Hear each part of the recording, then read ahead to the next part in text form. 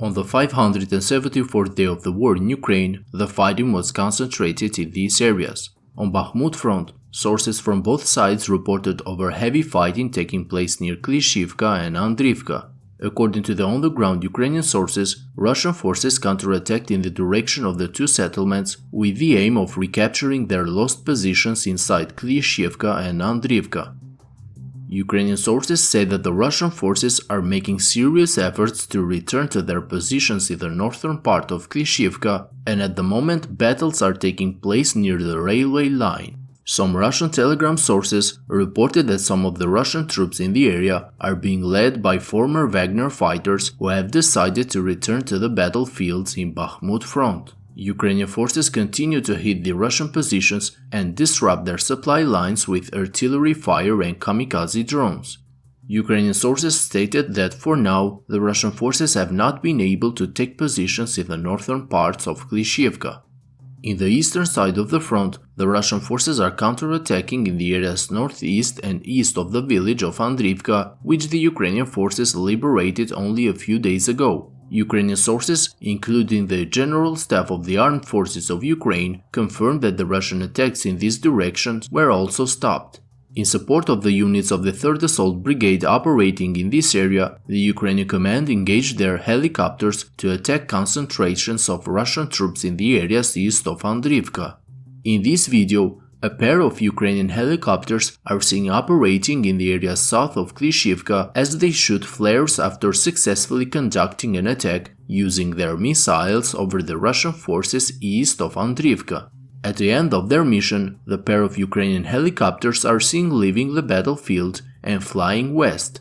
In the coming days, it is expected that the Russian forces will continue to attack and increase their efforts to recover their lost positions in Klishchiivka and Andriivka, as well as to secure the positions in the defensive line along the railway.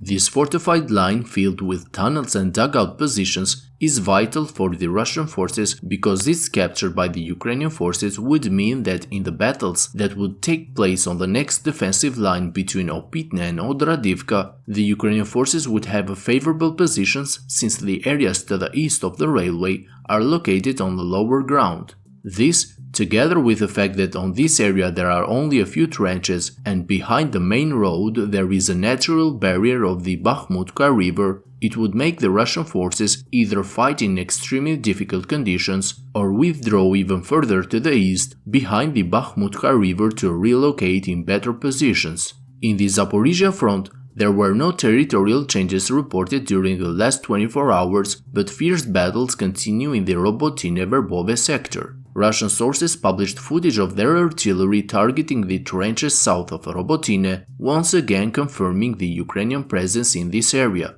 On the other hand, southeast of Novoprokopivka, today the Ukrainian forces hit several positions of the Russian forces along the main trenches using their FPV kamikaze drones.